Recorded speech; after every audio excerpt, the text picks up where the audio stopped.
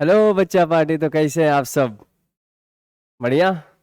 देखिए, आज जो हम लोग टॉपिक स्टार्ट करने वाले हैं, देख रहे होंगे आप लोग, इलेक्ट्रॉनिक विन्यास। इलेक्ट्रॉनिक विन्यास। बच्चों, इतना शानदार टॉपिक है, इतना ज़बरदस्त टॉपिक है कि आप यूं कह सकते हैं कि इनऑर्गेनिक और ऑर्गेनिक का जान है ये टॉपिक, है ना।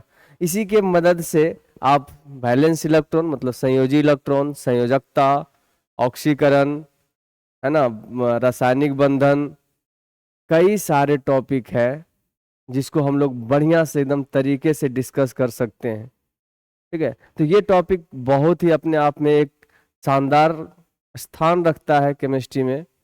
और इसी मतलब इलेक्ट्रॉनिक विन्यास में हम लोग, है ना, पॉली का नियम, हुंड का नियम, अहबाव का नियम, ये सारे नियम हम लोग डिस्कस करने वाले हैं। तो बने रहिए मेगा माइंड के साथ। मैं पवन कुमार और ये है आपका प्यारा सा चैनल मेगा माइंड केमिस्ट्री। तो चलिए बच्चों, स्टार्ट करते हैं आज का क्लास। इलेक्ट्रॉनिक विन्यास, है ना। अब इलेक्ट्रॉनिक विन्यास जो है, इलेक्ट्रॉनिक विन्यास जो करने वाले हैं, इलेक्ट्रॉनिक विन्यास, इलेक्ट्रॉनिक विन्यास, एकदम आराम से इस जब मतलब टॉपिक को देखना है, इतने अच्छे तरीके से देखना है कि कभी भूलना नहीं है। बस बने रहिए, आप कभी इस टॉपिक को नहीं भूल सकते। अगर आज का क्लास जितना भी देर का हो, ये सेशन आपको बढ़िया से देखना है। तो इलेक्ट्रॉनिक विन्यास को इंग्लिश में बोलते हैं इलेक्ट्रॉनिक कॉन्फ़िगरेशन। कॉन्फ़िगरेशन बोले तो ईसी, शॉर्ट में अगर बोलना हो तो हम लोग ईसी बोल देते हैं, ईसी। ठीक है, क्या होता है, क्या होता है इलेक्ट्रॉनिक विन्यास? तो परमाणु में इलेक्ट्रॉनों के वितरण को ही क्या कहते हैं? इलेक्ट्रॉनिक विन्यास कहते हैं। परमाणु में, परमाणु के कक्षकों में, कक्षकों में इलेक्ट्रॉनों के वितरण को, इलेक्ट्रॉनों के वितरण को, वितरण को इलेक्ट्रॉनिक विन्यास कहते हैं। इलेक्ट्रॉनिक विन्यास कहते हैं, इलेक्ट्रॉनिक विन्यास कहते हैं।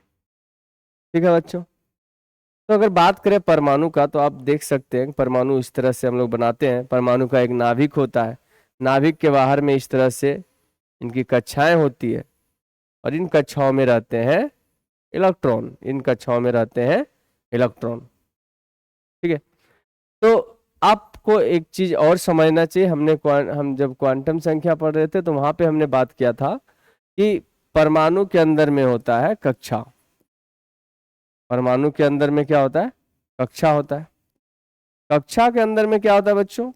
कक्षा के अंदर में होता है उपकक्षा, और उपकक्षा के अंदर में होता है कक्षक, जहां पे इलेक्ट्रॉन के रहने की संभावना सबसे अधिक होती है ना। सबसे अधिक रहने की पॉसिबिलिटी जहां पे इलेक्ट्रॉन की होती है उसको ही क्या कहते हैं? ऑर्बिटल कहते हैं, कक्षक कहते हैं। तो हमने बताया था कि इलेक्ट्रॉन को, ये कक्षा को n से दिखाते हैं, और जो कक्षा की वैल्यू है वो n इजकल टू 1 2 3 4 इस तरह से इन्फिनाइट तक हो सकते हैं, अनंत तक हो सकते हैं। और इसी के आधार पे हमने बोला था कि ये पहला कक्षा है, ये दूसरा कक्षा है, ये तीसरा कक्षा है, और ये चौथा कक्षा है।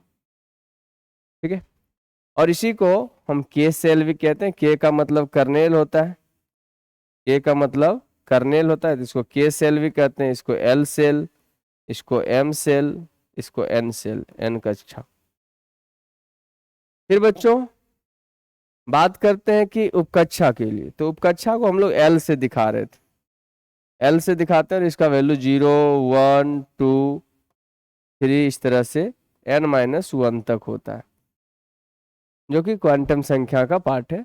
अगर आप लोग क्वांटम संख्या के बारे में नहीं जानते तो मेरा जो वीडियो है वो उसमें बना हुआ है, प्लेलिस्ट में जाइए, परमाणु संरचना में, वहां पे मिल जाएगा। ठीक है। अब देखिए, तो बात करें कि किसी कक्षा में कितना इलेक्ट्रॉन होता है, तो मैक्सिमम इलेक्ट्रॉन जो किसी कक्षा में हो सकता है उसको 2n² के फॉर्मूला से निकाला जाता है। कि अगर n1 है तो पहला कक्षा की बात कर रहे हैं, तो पहला कक्षा में टोटल इलेक्ट्रॉन 1 का स्क्वायर 1 इंटू 2 है ना, मतलब 2 इंटू 1 का स्क्वायर, तो 2 इलेक्ट्रॉन। इसमें इसमें 2 इलेक्ट्रॉन रह सकता है मैक्सिमम पहला कक्षा में। फिर बात करें n=2, तो हम कह सकते हैं 2 इंटू 2 का स्क्वायर, 2 दूनी 4 दूनी 8 इलेक्ट्रॉन। फिर n=3 की बात करें तो 2 गुने 3 का स्क्वायर, है ना, तो 18 इलेक्ट्रॉन।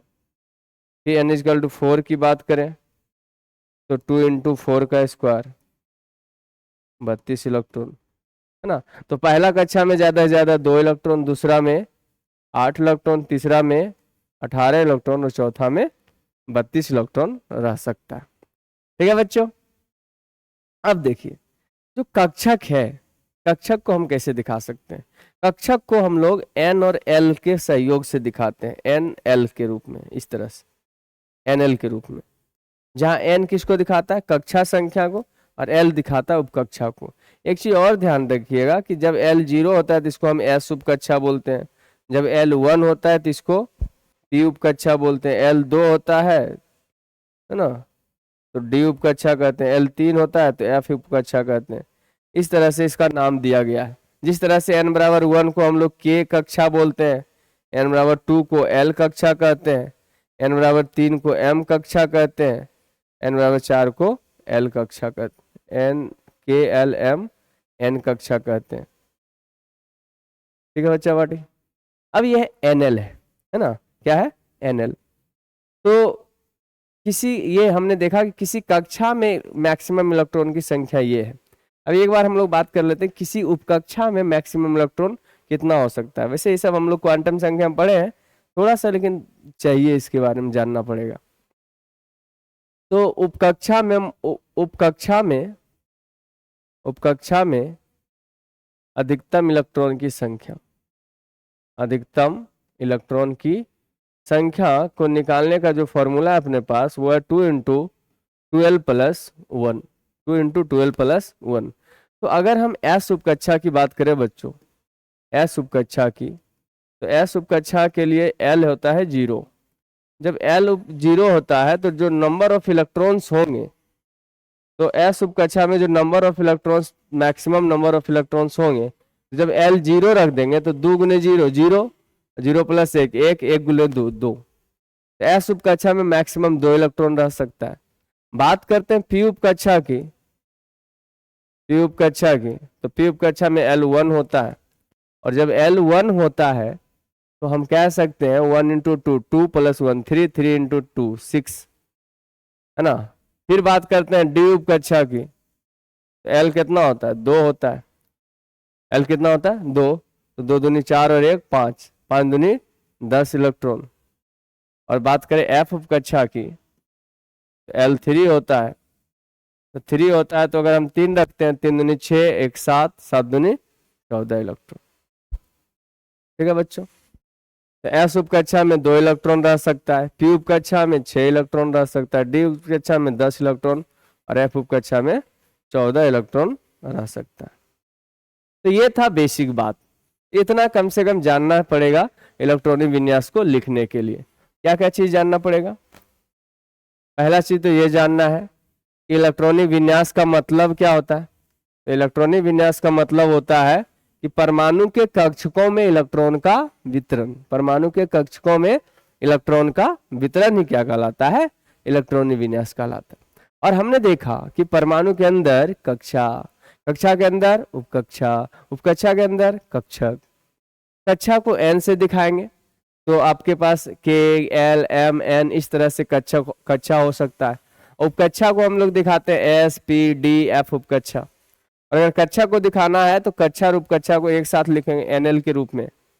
जैसे 1s लिख दिए तो पहला कक्षा का s उपकक्षा, है ना। 2s लिख दिए तो दूसरा कक्षा का s उपकक्षा, हम 2p लिख दिए तो दूसरा कक्षा का p उपकक्षा। इसका मतलब ये हुआ, और ये कक्षक को दिखाता है। ठीक है। अब समझिए इतना दूर होने के बाद अब हम लोग को करना है इलेक्ट्रॉनिक विन्यास। इलेक्ट्रॉनिक विन्यास जो किया जाता है कुछ ना कुछ रूल है उसके लिए, तो हम 5 रूल की चर्चा करेंगे और इसी 5 रूल के अंदर में हम लोग सारे तरीके से इलेक्ट्रॉनिक विन्यास को कर सकते हैं। और वादा है कि अगर आप बने रहे वीडियो में लास्ट तक तो आप ये सीख के जाओगे, जबरदस्त तरीके से सीख के जाओगे। ठीक है, तो चलिए देखा जाए। तो हम लोग लिखेंगे इलेक्ट्रॉनिक कॉन्फ़िगरेशन लिखने के कुछ नियम, लिखने के कुछ नियम। किन किन नियमों पे चर्चा करने वाले हैं इसमें? पहले हम लोग बात करेंगे, है ना, पहले हम लोग बात करने वाले हैं N+L नियम या N+L रूल। ठीक है, दूसरा हम लोग पढ़ने वाले हैं ऑबाउ का नियम, ऑबाउ का नियम। तीसरा हम लोग पढ़ने वाले हैं पॉली का नियम, पॉली का नियम। चौथा है हुंड का नियम, हुंड का नियम।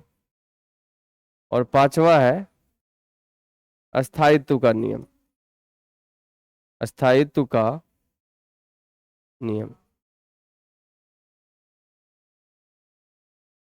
ठीक है, तो इतने सारे नियमों को हम लोग अध्ययन करने वाले हैं आज के इस वीडियो में। तो चलिए बच्चों, हम लोग स्टार्ट करते हैं। पहला नियम N+L का नियम। ठीक है, पहला नियम है N+L का नियम, N+L नियम। ये नियम क्या कहता है? इस नियम को जानने से पहले ये समझिए कि N और L निकाला कैसे जाएगा। तो जैसे अगर कहीं पे लिखा हुआ है 4s, तो यहाँ पे आगे वाला जो होता है वो n की वैल्यू को देगा, n=4 है, और पीछे वाला जो रहेगा वो l के वैल्यू को देगा, और s के लिए l कितना होता है? 0। तो अगर N+L निकालना है तो हम दोनों के वैल्यू को जोड़ देंगे, 4 + 0 4। ठीक है, इस तरह से हम लोग N+L निकालते हैं। तो क्या कहना है इस नियम का कि उस कक्षक की एनर्जी अधिक होगी जिसके N+L का मान अधिक होता है ना। उस कक्षक की एनर्जी अधिक होगी जिसके N+L की वैल्यू अधिक होगी। जैसे चलिए लिखते, तो इसका पहला रूल यही कहता है उस कक्षक की एनर्जी, उस कक्षक की एनर्जी, कक्षक की एनर्जी मतलब ऊर्जा अधिक होगी, होगी जिसके N+L, जिसके N+L का मान, जिसके N+L का मान अधिक होगा, अधिक होगा, है ना। जैसे आप समझिए, थोड़ा सा आप देखिए कि आपके पास है 2s और दूसरा है 2p। आपसे पूछे इन दोनों में किसका एनर्जी ज्यादा है, तो सबसे पहली बात है हमको देखना है कि हमने बताया NL लिखते हैं, NL लिखा हुआ रहता है। ठीक है, तो आगे वाला N है, पीछे वाला L को दिखा रहा है। तो यहां से N हुआ 2 और S है तो L 0, तो N+L हो गया 2। लेकिन यहाँ पे N की बात करें तो N 2 है और L कितना है? P है तो L 1 है, तो N+L कितना हो गया? 3 हो गया। तो हम कह सकते हैं यहाँ पे जो ऊर्जा क्रम है, ऊर्जा क्रम अगर हमसे पूछे कि 2s का ऊर्जा ज्यादा है कि 2p का ऊर्जा ज्यादा है, तो हम कह सकते हैं कि 2s का जो ऊर्जा है वो लेस देन है 2p की ऊर्जा से। क्यों? क्योंकि 2s का N+L कम है और 2p का N+L ज्यादा है। जिसका N+ का मान ज्यादा होगा, जिसका N+L का मान ज्यादा होगा उसका ऊर्जा ज्यादा होगा। लेकिन क्या हो यदि N+L दो कक्षकों का सेम आ जाए? तो वैसे कंडीशन में जो रूल दिया गया है वो रूल ये है कि यदि दो कक्षकों के बीच में तुलना करना है, ठीक है, तो यदि दो कक्षकों के लिए N+L का मान समान हो का मान समान हो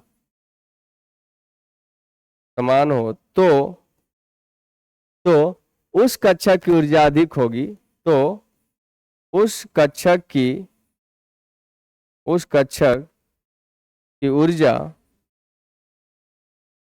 ऊर्जा अधिक होगी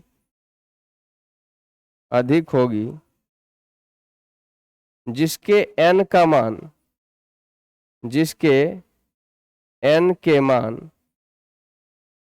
अधिक होंगे, जिसके n के मान अधिक होंगे।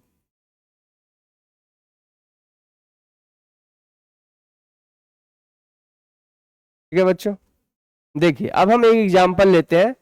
एग्जांपल में ले रहे हैं हम 2p का और 3s का। एग्जांपल ले रहे हैं किसका? 2p का ले रहे हैं बच्चों और 3s का। अब यहाँ पे n कितना है? n 2 है और l कितना है? 1 है। तो n प्लस l कितना करेंगे? n प्लस l हो जाएगा बच्चों 2 और 1 3।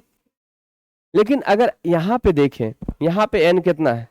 यहाँ पे n 3 है और s है तो l 0 है। तो यहाँ पे n प्लस l हुआ 3 प्लस 0 3। अब हो गया गड़बड़, अब हो गया लोचा। लोचा क्या हो गया? लोचा ये हो गया कि पहला वाला रूल तो कहता है जिसका n प्लस l ज्यादा उसका ऊर्जा ज्यादा, लेकिन यहाँ तो दोनों का सेम हो गया। अब दोनों का जब सेम हो जाए तो ऐसे कंडीशन में क्या करते हैं? ऐसे कंडीशन में जिसका n का वैल्यू अधिक होता है, जिसका n का मान अधिक होता है, उसके ऊर्जा अधिक होते हैं। मतलब यहाँ देखिए, इसका n 2 है और इसका n 3 है, तो जिसका n ज्यादा उसका ऊर्जा ज्यादा। मतलब हम कह सकते हैं कि यहाँ पे जो ऊर्जा क्रम है बच्चों, ऊर्जा क्रम जो है वो क्या है? वो होगा कि 2p का ऊर्जा कम होगा 3s से। 2p का ऊर्जा कम होगा 3s से। मतलब 2s का ऊर्जा कम है 2p से और 2p का ऊर्जा कम है 3s से। तो ये हुआ n प्लस l नियम। इसी के आधार पे हम कई सारे कक्षकों के ऊर्जा क्रम को देखेंगे। ठीक है, और उसी ऊर्जा क्रम के आधार पे इसके बाद वाला जो नियम आएगा वो है अफबाउ का नियम। ठीक है, तो देखिए हम लोग जानते हैं कि किसी कक्षा में उपकक्षा की संख्या उतनी होती है जितना कक्षा संख्या होता है। मतलब पहला कक्षा में 1 उपकक्षा, दूसरा कक्षा में 2 उपकक्षा, तीसरा कक्षा में 3 उपकक्षा, इस तरीके से। तो यहाँ पे हम पहले लेंगे 1s, फिर लेंगे 2s 2p, 3s 3p, 3s 3p, 3d 4s 4p, 4d 4f, 5s 5p, 5d 5f, 6s 6p, 6d 7s 7p। इतने कक्षकों का हम लोग देखने वाले हैं, है ना। इतने कक्षकों का हम लोग देखने वाले हैं। क्या? n प्लस l देखने वाले हैं, n प्लस l देखने वाले हैं। अब देखिए बच्चों, यहाँ l लिखते हैं, यहाँ l लिखते हैं। अब देखिए जो देखे हुए हैं, जो जान रहे हैं थोड़ा बहुत, तो वो वीडियो में, है ना, यूट्यूब का एक बढ़िया खासियत है कि आप 1.5x 2x कुछ भी करके देख सकते हैं। ठीक है, तो वो आप देख सकते हैं। अब अगर हम ज़्यादा स्पीड हम ही पढ़ाएंगे तो फिर आप, जो बच्चा स्लो देखना चाहता है तो उसको भी दिक्कत हो जाएगा। इसलिए हम आराम आराम से पढ़ा रहे हैं। जिनको स्पीड देखना है वो स्पीड करके देख सकते हैं। ठीक है, अब देखिए n का वैल्यू यहाँ पे बच्चों जो आगे वाला होता है वो n होता है। तो n यहाँ 1 है, l 0 है, n यहाँ 2 है 0 2 1 3 0 3 1 3 2 4 0 4 1 4 2 4 3 5 0 5 1 5 2 5 3 6 0 6 1 6 2, ठीक है 7 0 7 1, है ना। तो ये था n और l का वैल्यू आपका इस तरह से दिया गया। अगर हम बात करें बच्चों, तो हम कह सकते हैं कि जो n प्लस एल है, n प्लस एल है, तो आप देखिए 1 जोड़ 0 कितना हुआ 0, 2 जोड़ 0 0, 2, 2 और 1 3, 3, 3 1 4, 3 2 5, 4 0 4, 4 1 5, 4 2 6, 4 3 7, 5, 5 1 6, 5 2 7, 5 3 8, 6 0 6, 6 1 7, 6 2 8, 7 7 1 8। अब अगर आप ऊर्जा क्रम की बात करें, अगर हम ऊर्जा ऑर्डर को देखें, ऊर्जा क्रम को देखें, तो आप क्या देखिएगा कि सबसे कम ऊर्जा इसमें किसकी है? सबसे ऊर्जा कम है 1s की। सबसे ऊर्जा कम किसकी है? 1s की। क्यों? सॉरी, n प्लस एल है ना, गुना नहीं कर रहे हैं, जोड़ कर रहे हैं, तो 1 जोड़ 0 क्या होगा? 1 होगा। ठीक है, तो यहाँ पे बच्चों सबसे कम n प्लस एल का वैल्यू किसके लिए? 1s के लिए। 1s के लिए n प्लस एल का वैल्यू सबसे कम है, तो जिसका n प्लस एल सबसे कम उसका एनर्जी सबसे कम। तो कितना होगा कि 1s का एनर्जी कम होगा किससे? 2s से, क्योंकि 2s का 2 है तो 2s से कम है। अब 2s का कम है किससे? 2p से। अभी तो हम पीछे तरफ देखे थे, 2s का कम है किससे? 2p से, है ना। तो 2s का कम है 2p से, 2p का कम है किससे? 3s से, है ना। अब देखिए 3 तक हो गया, अब 4 वाला बात करें। अब 4 कहाँ कहाँ पे? अब देखिए 4 यहाँ भी है, 4 यहाँ भी है। ठीक है, तो 4 यहाँ पे है, तो इसमें तो n3 है, इसमें n4 है, तो पहले क्या होगा? 3p होगा।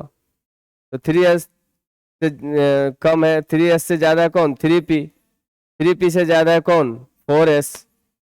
3p से ज्यादा है 4s। अब चलिए 4 वाला खत्म हो गया, 5 वाला देखते हैं। 5 5 5, तो 4s से ज्यादा होगा किसका? 3d का। 4s से ज्यादा होगा 3d का। क्यों? क्योंकि 4s का n प्लस एल 4 ही है, जबकि 3d का n प्लस एल 5 है, तो जिसका n प्लस एल ज्यादा उसका ऊर्जा ज्यादा। 3d का ज्यादा है, 3d के बाद है 4p, 4p ज्यादा है 5s का, 5s। फिर देखिए बच्चों 5 वाला खत्म हो गया, अब देखते हैं 6 वाला। 6 6 6, ठीक है, तो 6 में कौन सा आया? 4d, 4d आया। फिर आया 5p, 5p के बाद कौन आया? 5p के बाद आया 6s, ठीक है, 6s आया। ये हो गया 6 वाला कंप्लीट। अब देखते हैं 7 वाला। तो 7 है ना, 7 7 7 7, है ना। तो 6s से ज्यादा होगा किसका? 4f का। 4f से ज्यादा होगा 5d का। 5d से ज्यादा होगा 6p का। 6p से ज्यादा होगा 7s का। ठीक है बच्चों, और अब देखते हैं 8 वाला कहाँ कहाँ पे। तो 1 2 3, ठीक है, तो 7s के बाद कौन आएगा? 5f आएगा। 5f से ज्यादा होगा किसका? 6d का, और 6d से ज्यादा होगा 7p का। तो ये ऊर्जा ऑर्डर है बच्चों, है ना। ये है ऊर्जा ऑर्डर कि सबसे कम ऊर्जा अगर इसमें देखा जाए पूरे में, तो सबसे कम ऊर्जा 1s का है, और सबसे ज्यादा ऊर्जा 7p का है। सबसे ज्यादा ऊर्जा 7p का है। इसको हम लोग सजाएंगे, इस तरह से तो याद रखना आसान है नहीं, तो हम एक तरीका टेक्निक आपको बताने वाले हैं, जिसके आधार पे हम क्या कर सकते हैं, इसको सजा सकते हैं, और वो याद भी रह जाएगा, आराम से याद रह जाएगा कि किससे एनर्जी किसकी ज्यादा है। ठीक है, तो वो पढ़ने से पहले हम लोग अब स्टार्ट करेंगे अवबाव का नियम, है ना। और इसी का हम लोग वहां पे उपयोग करेंगे, अवबाव के नियम। पहले देखते हैं अवबाव नियम कहता क्या है, इसके बाद इसको हम लोग फिर से देखेंगे। तो बच्चों चलिए पढ़ते हैं अवबाव का नियम। अवबाव का नियम, बी नंबर, अवबाव का नियम, अवबाउस रूल,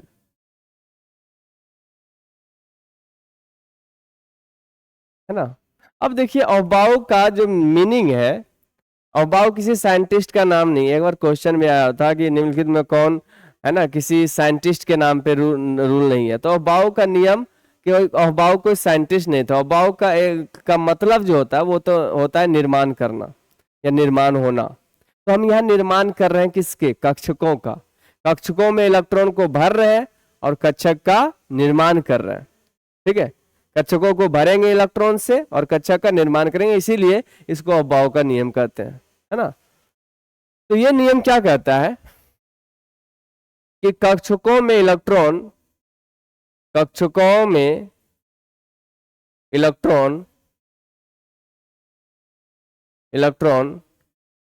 कॉमा कक्षकों के बढ़ते ऊर्जा क्रम में भरे जाते हैं। कक्षकों के बढ़ते ऊर्जा क्रम में भरे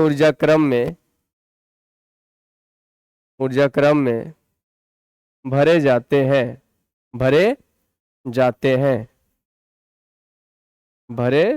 हैं, है ना। अर्थात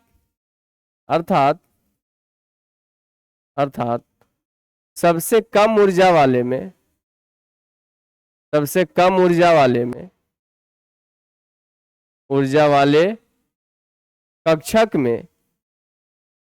कक्षक में इलेक्ट्रॉन सबसे पहले जाएगा। इलेक्ट्रॉन सबसे पहले भरे जाएंगे। कैसे भरे जाएगा उससे मतलब नहीं है इस नियम को, बस जिसका एनर्जी कम है इलेक्ट्रॉन पहले उसमें जाना चाहिए, उस कक्षक में जाना चाहिए। सबसे पहले भरे जाएंगे, है ना। जबकि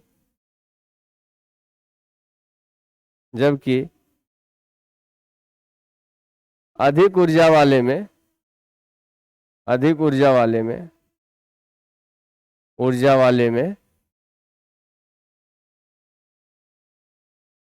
वाले कक्षकों में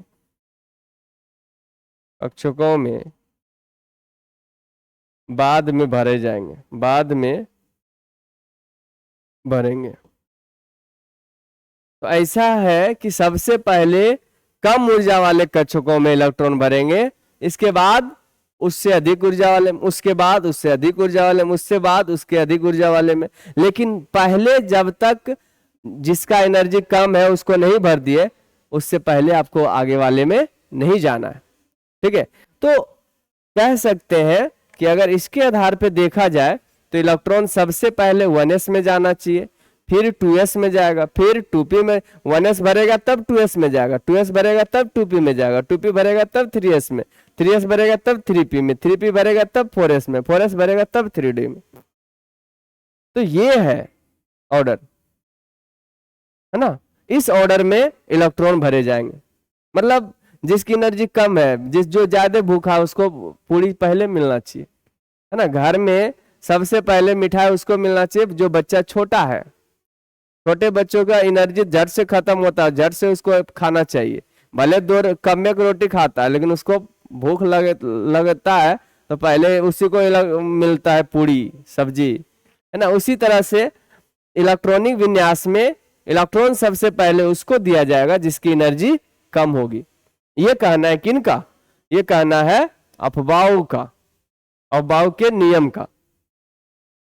तो अफबाऊ के नियम के आधार पर अगर बात करें तो कक्षकों में इलेक्ट्रॉन कैसे भरे जाएंगे? बढ़ते ऊर्जा क्रम में भरे जाएंगे। मतलब सबसे पहले कम ऊर्जा वाले कक्षक में इलेक्ट्रॉन भरेंगे, इसके बाद उससे अधिक ऊर्जा वाले में, इसके बाद, है ना, इसके बाद ऐसे लिख सकते हैं, इसके बाद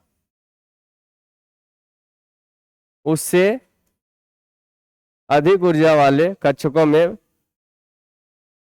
भरेंगे। ठीक है, उससे अधिक मतलब जो कम था उससे ज्यादा वाला, फिर उससे ज्यादा वाला, फिर उससे ज्यादा वाला, इस तरह से इलेक्ट्रॉन भरेंगे। अब इलेक्ट्रॉनिक विन्यास जो लिखेंगे बच्चों, इलेक्ट्रॉनिक विन्यास जो लिखा जाएगा, इलेक्ट्रॉनिक विन्यास जो लिखा जाएगा वो लिखने का तरीका होगा NL⁴x। लिखने का तरीका क्या होगा? NL⁴x। मतलब आगे में जो रहेगा वो कक्षा को दिखाएगा, और इसके बाद वाला जो होगा वो उपकक्षा को दिखाएगा, उपकक्षा को दिखाएगा। और ये जो ऊपर में आपको पावर के रूप में देखा जाएगा वो इलेक्ट्रॉन की संख्या को दिखाएगा, इलेक्ट्रॉन की संख्या। तो इलेक्ट्रॉनिक विन्यास लिखने का यही तरीका है, आगे वाला कक्षा को दिखाएगा, पीछे वाला उपकक्षा को दिखाएगा, और ऊपर वाला नंबर ऑफ इलेक्ट्रॉन। जैसे कहीं पे अगर आपको दिख जाए 2p6 लिखा हुआ, तो इसका मतलब है दूसरा कक्षा के p उपकक्षा में 6 इलेक्ट्रॉन, दूसरा कक्षा के p उपकक्षा में 6 इलेक्ट्रॉन। ठीक है, तो इसका मतलब ये होगा, इस तरह से लिखा जाएगा। लेकिन अब देखिए वो जो ऊर्जा का जो ऑर्डर था ये वाला, इसको याद रखना मुश्किल है। इसके लिए हम बनाएंगे अफवाहों का पहाड़, है अफवाहों का पहाड़ बनाएंगे। और पहाड़ कैसा दिखेगा वो देखिए हम आपको दिखाते हैं। तो तरीका कैसे बनाने का वो मेरे साथ बनाइएगा। पहले 1s 2s 3s 4s 5s 6s 7s।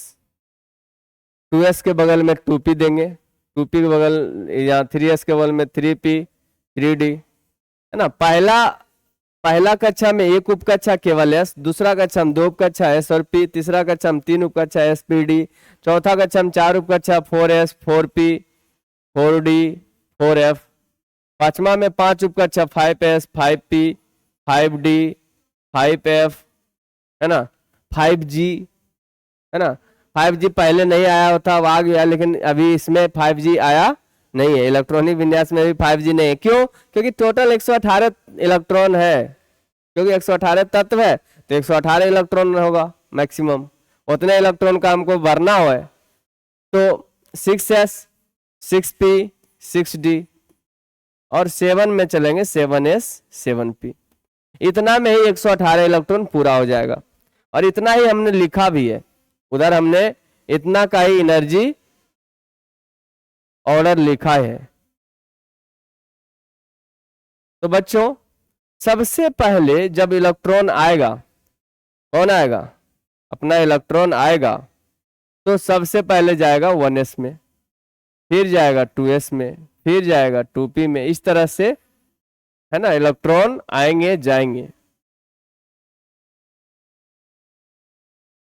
एक बार हम इसको ऐसे घेर लेते हैं, इसके बाद आपको समझाते हैं कि किस तरह से इलेक्ट्रॉन, है ना, इंटर करेंगे कक्षकों में। तो मान लो इलेक्ट्रॉन का हो रहा है भंडारा, इलेक्ट्रॉन का हो रहा है भंडारा, और इलेक्ट्रॉन को ऊपर से गिराएंगे। इलेक्ट्रॉन को जब ऊपर से गिराएंगे बच्चों, तो सबसे पहले जो इलेक्ट्रॉन जाएगा वो जाएगा 1s के पास। सबसे पहले जो इलेक्ट्रॉन जाएगा वो किसके पास जाएगा? 1s के पास जाएगा।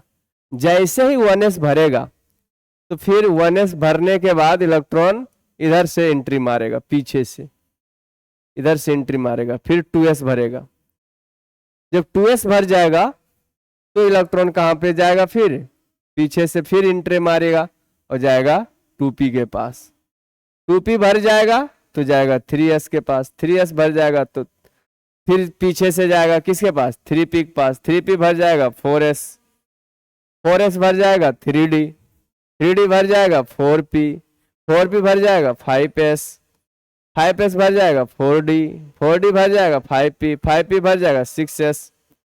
तो अगर आपने ऊर्जा का क्रम लिख लिया है तो एक बार मिलाइएगा, सेम टू सेम इसी क्रम में वो आपको मिलेगा, है ना।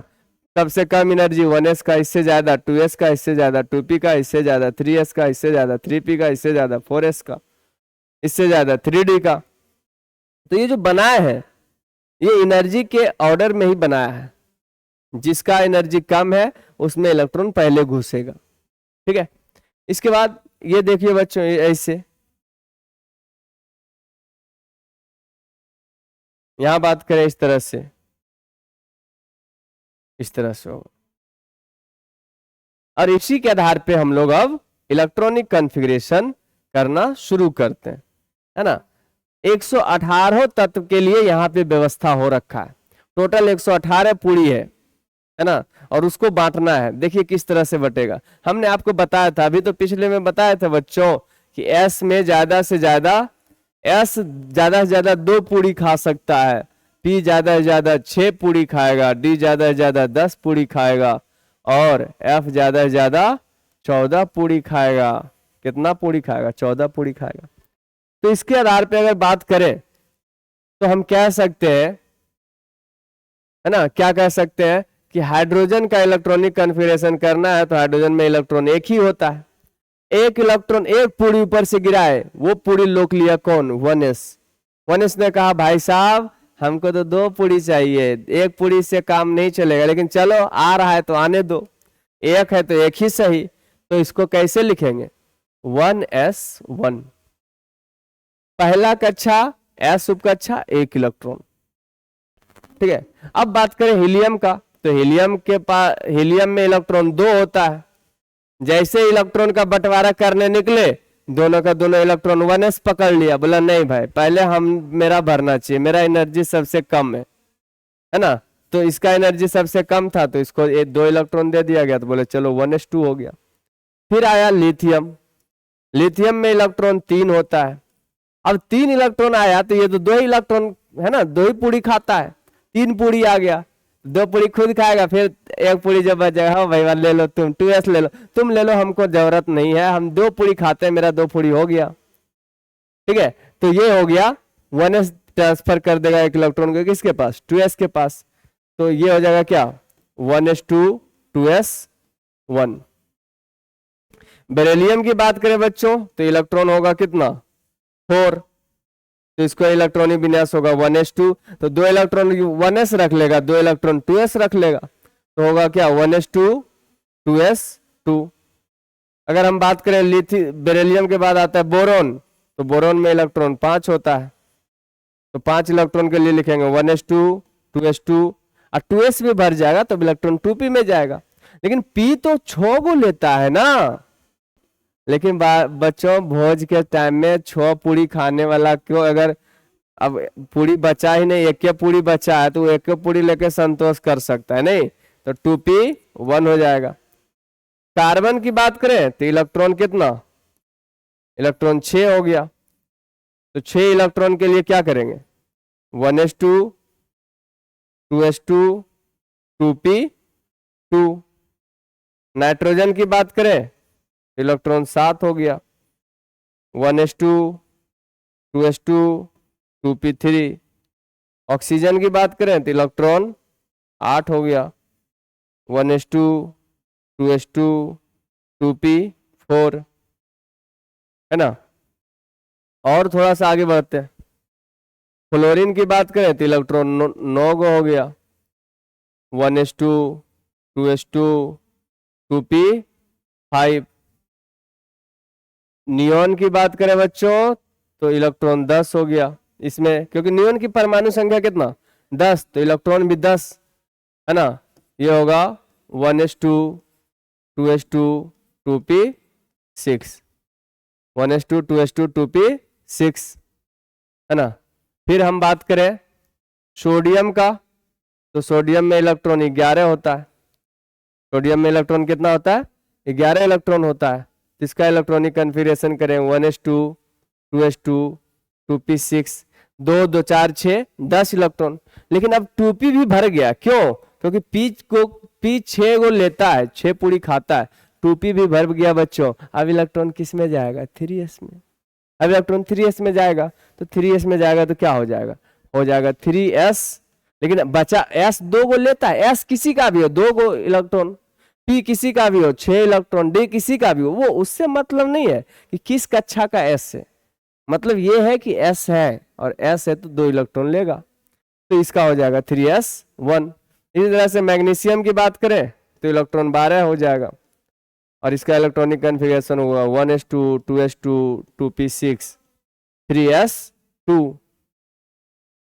एल्युमिनियम की बात करें तो इलेक्ट्रॉन 13 होगा, है ना, 1s2 2s2 2p6 3s2।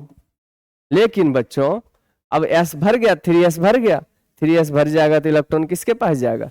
3s भरेगा तो फिर इधर से आएगा, पीछे तरफ से इधर से आएगा, फिर पीछे तरफ से इधर घुसेगा इसमें, है ना। ये इधर से जा रहा था इस तरह से, ये इधर से जाएगा, फिर से पीछे तरफ से इधर से जाएगा आगे, यहाँ से यहाँ नहीं घुसा देना, नहीं तो गड़बड़ हो जाएगा। पीछे तरफ से आओ, पीछे तरफ से आइए, पीछे तरफ से आइए, इस तरह से, है ना, सब पीछे तरफ से आएंगे, ऐसे घुसेंगे। ठीक है, तो यहाँ देखिए 3s2 हो गया, और 3s2 के बाद आएगा 3p1, 3p1, 3s भरने के बाद 3p1, फिर ये p कहाँ तक चलेगा, p6 तक चलेगा, सेम टू सेम। तो एल्युमिनियम हो गया, एल्युमिनियम के बाद सिलिकॉन हो गया, सिलिकॉन में इलेक्ट्रॉन 14 होता है, और इसको लिखेंगे 1s2, 2s2, 2p6, 3s2, 3p2। ठीक है बच्चों, सिलिकॉन हो गया। फास्फोरस हो गया, electron 15, 1s2, 2s2, 2p6, 3s2, 3p3। Phosphorus के बाद आया सल्फर, सल्फर में इलेक्ट्रॉन 16, क्योंकि परमाणु संख्या 16, तो इलेक्ट्रॉनिक विन्यास होगा 1s2, 2s2, 2p6, 3s2, 3p4। Sulphur के बाद आता है, सल्फर के बाद हम लोग बात कर लेते हैं, सल्फर के बाद बात कर लेते हैं क्लोरीन का। इलेक्ट्रॉन 17 होता है, 17 इलेक्ट्रॉन है, तो हम बात करेंगे 1s2, 2s2, 2p6, 3s2, 3p5। फिर आता है आर्गन 18, इलेक्ट्रॉन 18 होगा इसमें, तो 1s2, 2s2, 2p6, 3s2, 3p6। अब बच्चों फिर से 3p भी भर गया।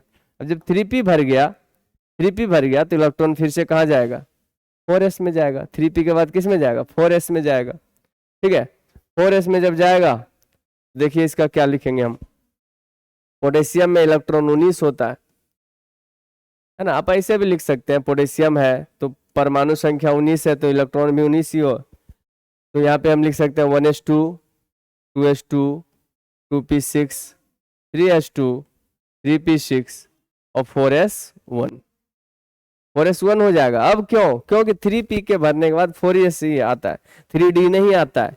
3p भरने के बाद 4s आता है, कुछ लोग 3p के बाद 3d पहुंच जाता है, नहीं बाबू, 3p के बाद 4s जाना, इसके बाद 3d के पास जाना पड़ेगा। ठीक है, तो देखिए ये हो गया। फिर कैल्शियम की बात करें, कैल्शियम का 20 होता है, तो 1s2, 2s2, 2p6, 3s2, 3p6 और 4s2। ये हो गया कैल्शियम का, है ना। तो अब अगर स्कैंडियम का लिखते हैं, तो स्कैंडियम का क्या होगा, 21, और 21 हो जाएगा, तो 1s2, 2s2, 2p6, 3s2, 3p6, 4s2। अब 4s भरने के बाद बच्चों किस में जाता है, 4s भरेगा तब इलेक्ट्रॉन फिर से 3d में घुसेगा, है ना, फिर से किस में घुसेगा, 3d में, तो ये हो जाएगा 3d1।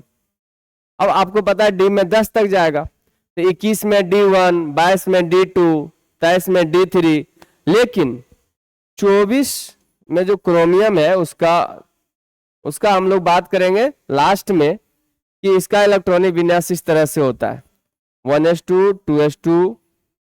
तो ये सब थोड़ा अपवाद वाला बात है, इसके बारे में बाद में चर्चा करेंगे कि ऐसा क्यों होता है, लेकिन अभी लिख रहे हैं तो इसलिए लिख दे रहे हैं 1s2, 2s2, 2p6, 3s2, 3p6, और यहाँ हो जाता है 4s1, 3d5।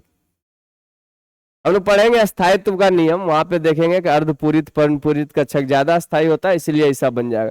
क्रोमियम के साथ कॉपर भी है ना, 29, जिसका लिखते हैं 1s2, 2s2, 2p6, 3s2, 3p6, 4s1, 3d9। जबकि जिंक की बात करें, जिंक 30 होता है, इसका होता है 1s2, 2s2, 2p6, 3s2, 3p6, 4s2, 3d, है ना, सर यहाँ पे 10 होगा, यहाँ पे 10 होगा, है ना, 10 होगा।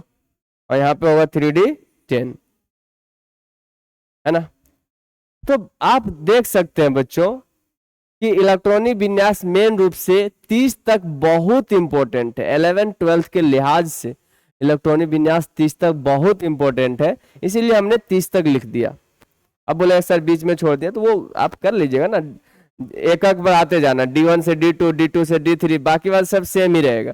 D2 से D3, D4, D4 तो आएगा नहीं क्योंकि D4 के जगह पे D5 आ जाएगा एक इलेक्ट्रॉन लेके, फिर D6, D7, D8, D9 नहीं आएगा, डायरेक्ट D10 आएगा, है ना।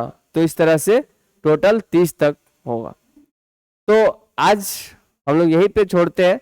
इलेक्ट्रॉनिक विन्यास का दो, है ना, 2 लेक्चर हम लोग लेने वाले हैं, क्योंकि एक में वीडियो काफी लंबा हो जाएगा। तो पहला में हमने सिर्फ बेसिक बातें की, फिर N+L रूल पढ़ा, फिर अफबाउ का नियम के आधार पे इलेक्ट्रॉनिक कॉन्फ़िगरेशन सीखा। ठीक है, आशा करते हैं आपको अच्छा लगा होगा ये वीडियो, और मिलते हैं नेक्स्ट वीडियो के, इलेक्ट्रॉनिक विन्यास के नेक्स्ट वीडियो के साथ। ठीक है, थैंक यू।